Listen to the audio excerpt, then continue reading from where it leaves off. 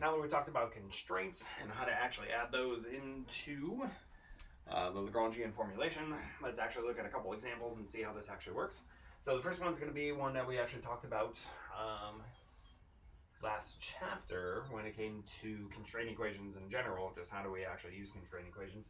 And that is an object rolling without slipping down an inclined plane, where the inclined plane is at an angle of alpha. Here we're going to take that the generalized coordinate is y, which is the position of the center of mass here, which is also the distance at which it travels along the plane. Meaning that its velocity down in this direction then is going to be y dot. And theta then is the angle at which the arc undergoes here, which basically means then our constraint equation. So f of y of theta is then equal to 0, which is equal to y minus r theta. Right? So the same constraint equation we had before. So in this case, since this is rolling without slipping, as we know from Physics 205, that means we can separate the total kinetic energy into the rotation part plus then the translational part. So this means our kinetic energy then is going to be equal to 1/2 the mass times the translational part. So it's going to be the y velocity, or in this case the center mass velocity going down, plus 1/2 the moment of inertia about the center of mass, times then the angular velocity squared, which in this case is the theta dot squared. Right? Now in this case, we'll take that this is a cylinder, so the moment of inertia about the center of mass is equal to 1/2 the mass times the radius of this object. Let's call that capital R squared. So this has a radius of capital R. Now if we choose the bottom of the plane here as our y is equal to 0, then we have gravitational potential. So in this case, it initially starts off with the total gravitational potential of then what? The length of the plane, which is L, times sine of the angle, times mg. So initially, this thing has mgl sine alpha worth of potential energy. Now as this thing moves down, say by the time it gets here, since the center has moved a distance of y here, so that means that we're going to subtract off then y sine. So that means our potential then is going to be mg L minus y sine of alpha, right? Because in this case, if when L is at 0, this thing's at the top, means it's at u0. If it gets all the way to the bottom, y then is equal to L, which means this thing is going to be simply 0. Okay? So this means then our Lagrangian is going to be equal to the 1/2 m y dot squared plus 1/2 moment of inertia about the center of mass theta dot squared minus then mg L minus y times sine of alpha. Good. Now here, since there's one constraint equation, now again this is a holonomic constraint because it's only an algebraic constraint. It only depends on the coordinates themselves. So we could actually choose different generalized coordinates, which actually takes this into account. So again, there's actually only one generalized coordinate. But let's go ahead and just keep it the way it is, and we'll use the undetermined multipliers, so Lagrangian's method, to then determine the system here. Now, since there's only one constraint, that means we only have one lambda value. So basically what that means is both of the two equations have exactly the same multiplier associated with them. So here we're going to have for the y equation, that means we're going to have the partial of the Lagrangian with respect to I minus then d dt, the partial of the Lagrangian with respect to y dot, and then we get plus lambda times the partial of the constraint with respect to y. That's all equal to 0.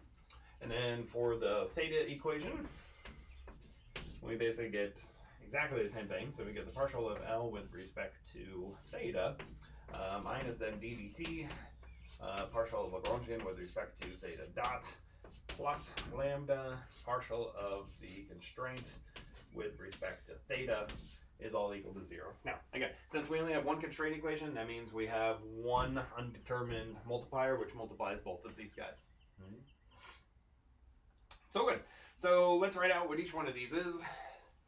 So here I'm going to take the partial with respect to L. I'm only going to get this one term. The negative is going to make that guy negative.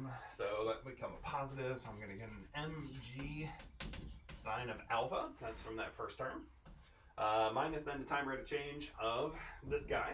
So that's going to give me simply a minus, that's a horrible m y double dots, right? Because again, m is constant, so when I take the derivative, 2 is going to go away, so it's going to give me my dots, which is just the momentum, times the, and then a second derivative of that is going to give me an acceleration. And then plus lambda times the derivative of this guy with respect to y, which is simply 1. So this is my y equation. My theta equation, nothing here, depends on theta, which means this term is actually 0. From here, this is going to give me then a minus moment of inertia about the center of mass times theta double dot squared, so that is then the acceleration term, so that's our torque term. And then I get a plus lambda with a minus r. So minus r is then equal to 0. Good. Now, from the constraint, that actually gives us a relationship between y double dot and theta double dot, because if I take a second derivative of this guy, I'm going to simply get a y double dot is equal to r times theta double dot.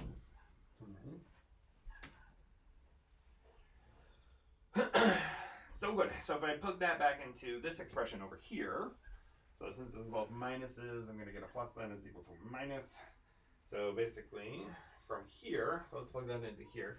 So we're going to get an I center of mass times theta double dot, but theta double dot is going to be the same thing as y double dot divided by the radius, plus then lambda times r is all then equal to 0, right? So from here, we can actually solve for what the multiplier is. So to solve for the multiplier, we make a negative and then divide by an r. So that's going to simply give me what? That lambda, I'm going to write that over here, is going to be negative I center of mass times y double dot divided by r squared. Or if I use what this is, then it's going to be the same thing then as minus m times y double dots divided by 2. Right? So that then is my multiplier. Now from here, I can then plug my multiplier then into here to determine then what y double dot is. And then once I know what y double dot is, then I can go back and plug that into my multiplier to then determine exactly what the multiplier is. So let's do that here. So let's plug all that in. So from here, this is going to give me then an mg sine of alpha minus my double dot. And then I get a minus 1/2 m y double dot is equal to 0. Well, this is the same thing as 3/2. So the m's are going to cancel. So finally, I'm going to get that, what, 2/3 of g sine alpha is then equal to the multiplier. Or sorry, equal to y double dot. Not the multiplier. Good. Good. So now using that, I can plug that back into here, and I can then determine that the multiplier then is, well, the 2 is going to cancel, so this is going to be minus 1/3 m times g times sine of alpha. So in this case, my multiplier is simply this guy. Now once I have my multiplier, now I can go back to my original expression for the theta, which was this one, and now simply solve for what theta double dot is. So now let's find theta double dots. So let's do that up here. So from here, we can then find that what? So from here, we're going to get a theta double dot. I don't know why I have a squared on there. That's okay. Is then equal to, so again, in this case, this is going to be what? So I get a minus lambda r divided by the moment of inertia. Okay. So again, using my moment of inertia, this thing is going to become equal to 2/3 sine alpha divided by r. Because again, here lambda is a negative, so that would make that guy positive.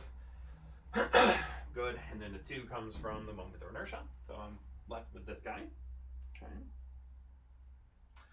So good. So basically, from here we can now determine exactly what these forces are, which are causing this motion. So as we said in a previous video, basically these different forces, we're going to have two of them. So we're going to have a QY. So QY then is equal to lambda times the partial of F with respect to Y. And then QR is then going to be lambda partial of F with respect to theta. Okay. So again, from here, these are, again, our generalized forces. These are the forces of constraint. So these are the forces that are giving us the motion in this case. So from here, let's use what lambda is. So this is then going to be equal to minus mg sine of alpha divided by 3. And then this one is going to be equal to m times g times r times sine of alpha divided by 3. So we'll try something different today. I'll let you write in the comments on what you think these things are before I actually tell you the answers. So at this stage, pause the video and write what forces you think this are. So what force do you think this is, and what force do you think this is? Okay, ready? Pause. Good. Everybody's back now. Now, this thing is simply the friction, right? So this thing is actually what's the friction, in this case static friction, which is pulling up in the opposite direction of the plane. And then this thing is actually a torque, because this is a force times a distance, which is actually a torque. And this is the torque which is generated by that particular friction force. So good. So that's our first example. Second example is a problem that we've seen in both Physics 205 and earlier this semester when we were looking at when we're doing forces. So here we're going to have is a hemisphere. So here's my hemisphere. My hemisphere then has a radius of A. And we're going to start off with some object on top. And this thing has a mass m. And let's say that initially its velocity, so velocity is equal to 0. So initially this thing starts off at rest. So from here we want to determine when this thing falls off, right, when it starts to fall off, then what is the angle that this thing leaves at? So basically, yeah, what angle does this thing leave at? Okay. So where does this guy actually pop off? So again, nice thing is we've already done this in both 205 and earlier this semester, so we actually know exactly what the answer is, so we can go back and compare and make sure that what we get makes sense. So good. So from here, let's go ahead and apply our Lagrangian. Now, since this is moving in, what, 2 dimensions and basically an arc, so let's go ahead and use plane polar coordinates. So in this case, we're going to use the generalized coordinates. We're going to use r and theta. Okay, so these are going to be our 2 generalized coordinates. We do have a constraint. The constraint is we need the object to stay fixed on this hemisphere until it falls off, obviously, which basically means that our constraint equation, which depends on r and theta, is simply going to be r minus a is then equal to 0. So our constraint in this case doesn't have any theta dependence to it at all. So our kinetic energy in plane polar coordinates is 1/2 the mass times r dot squared plus r squared times theta dot squared. So that's this guy. Good. So actually I'm going to find the angle on the other side. That makes more sense for plane polar coordinates. So let's put the angle here, actually. Good. Let's take down here as our gravitational potential energy is equal to 0, which means then that when the object is here, this has an object of A, and then, so here, our potential energy then is going to be equal to mgr cosine of theta. Good. So that's the vertical height. Okay.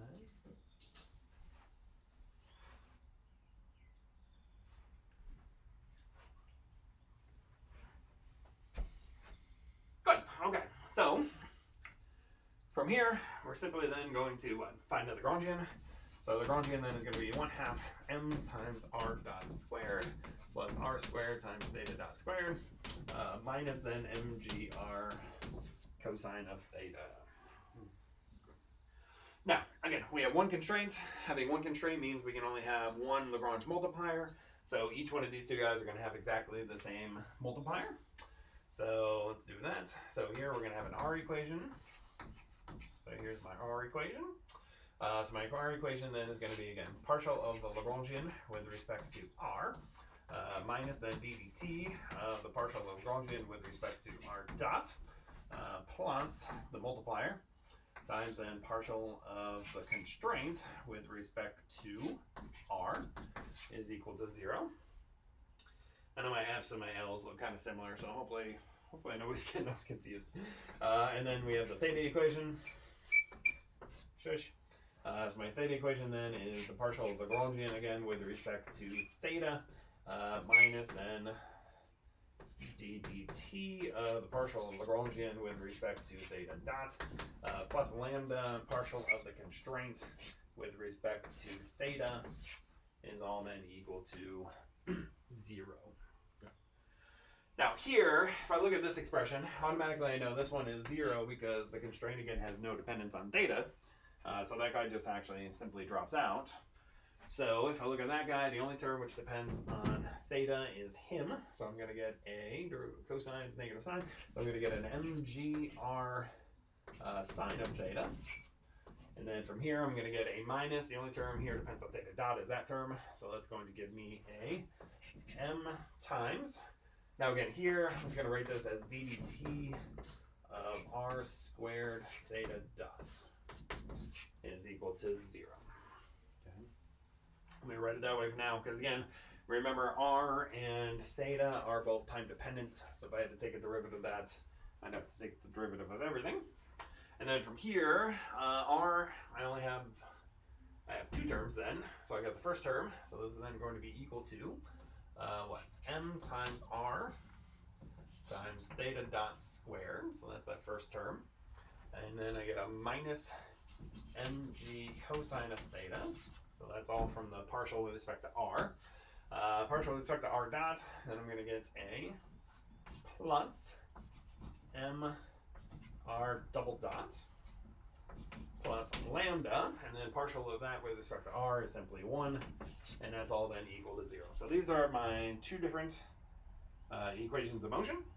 Now from here, we're going to go ahead and apply the constraints. So since R has to be equal to A, which is a constant, that tells me R dot then has to be equal to 0, which means that R double dot also has to be equal to 0. So that's going to simplify my life a lot, right? So basically, this term is going to go away. Okay. So here, I'm going to get, what, simply m times r theta dot squared minus mg cosine of theta plus my multiplier is equal to 0.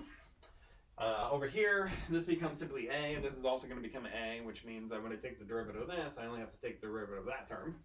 So from here, it's a different color, there's going to be mgr sine of theta minus ma squared theta double dot is equal to 0, and from here we can cancel out the m's, so I get simply, oops, that's an a. I can also cancel out that a with one of those, so I'm going to get a g sine of theta minus a theta double dot is equal to 0. Good. So from here, if I need to determine the multiplier, I need to now know what theta dot is. So to find theta dot, we're going to have to solve this expression. So let's go ahead and take a look at that expression. To solve for then theta dot, actually theta dot squared, and then we'll go ahead and plug that into here to find what our multiplier is. Good. So do that. From here, we're going to get a theta double dot is then equal to g divided by a times sine of theta. Now notice that we can rewrite it then theta double dot as then being ddt of theta dot, right? But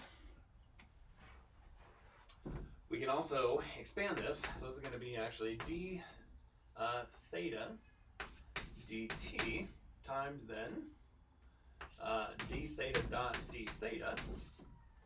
But d theta dt is the same thing as theta dot, so it's actually the same thing then as theta dot times d theta dot d theta. But this is actually the same thing as 1/2 of then d theta dot squared d theta. Okay. So basically, I can now use that into this expression here. So now this is going to become 1/2 of then d theta dot squared d theta is then equal to g over a times sine of theta. Right. Now, the reason I'm doing that is because now when I separate, this side depends on theta, this side does not. This gives me my theta dot squared that I'm actually looking for, and now we can actually separate and then just do an integral. So left-hand side then is going to be the integral from then 0, because remember the initial velocity is 0, to some final velocity squared of then d theta dot squared. That's then equal to 2 times g divided by a integral from the initial angle, but the initial angle is simply equal to 0 to whatever the final angle is, of then sine of theta d theta.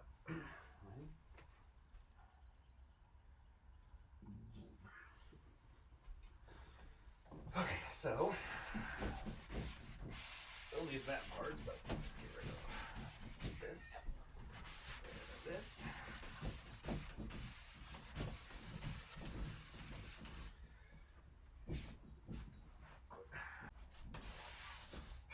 Okay, now I got those out of the way. So now we can finish this integral. So this is going to become theta dot squared. Then it's going to be equal to, so this is going to give me a, minus 2g over a cosine of theta, divided away from 0, which is simply 1, so it's going to give me a plus 2g over a. Good. So now I have that, I can simply now plug that back into this expression, and then find the multiplier. So let's go ahead and do that. So if I do that, let's solve this for lambda. So I'm going to get a lambda then is equal to, so let's bring that to the other side. It's going to give me an mg cosine of theta minus m times a, because now r is equal to a, times theta dot, which is just all of that, squared. So let's go ahead and get rid of that term. So this is then going to give me a times, so I'm going to get a minus 2g over a cosine of theta plus 2g over a. Good. So that's this guy. Good. So from here, all these a's are going to cancel. So that's going to be good. And then here, the m, so this term and this term will be the same, but now I'm going to get a positive with a negative. So that's going to give me 1. So this is going to be equal to minus mg cosine of theta. And then this term with that term, it's going to also give me a minus. So it's going to give me a 2mg, and that's that guy. Good. So that is then my lambda. Good. So, so it's a minus. Oh, sorry. That should have been a minus on there. Can't read my own writing. So this is actually a minus 3. There we go. That was a positive. Oh, sorry. I messed up. So there's a minus with a minus, so that was a positive. Sorry, not a negative. So that's going to be a positive 3. There we go. Good. So let's go ahead and factor out that extra stuff. So that's going to be the same thing then as what?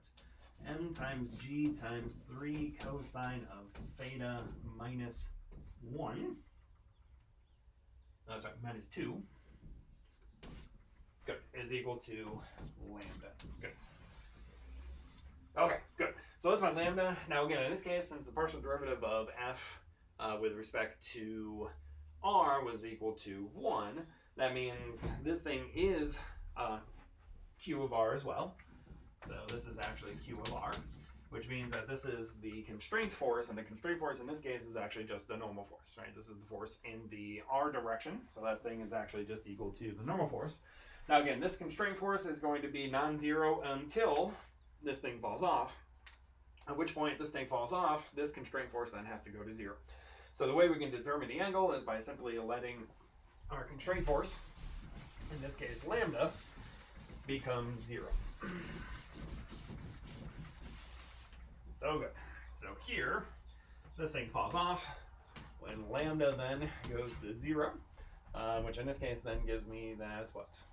Cosine of theta then is equal to 2/3, which means theta then is equal to the inverse cosine of 2/3, which is exactly the same thing we found in the homework and that we found in Physics 205. So, again, these were a couple examples of adding constraints. So again, I have a number of constraints depending on how many number of constraints equations that I have. So again, each one of these multipliers I have corresponds to a different number of constraints. So in this case, both of these two expressions, I had one constraint, which means we had one multiplier. Once we know the multiplier, we can then determine the forces if we want to know what the forces are. In this case, we decided to look at the forces, and from there we could determine these different forces. But this is how Lagranges act when we put these in. Again, we never made direct reference on what these forces were prior. The only thing we needed to know was what was the constraint that this system had to have. And then from that constraint, we can then determine the forces, if, again, we want to know what those forces are.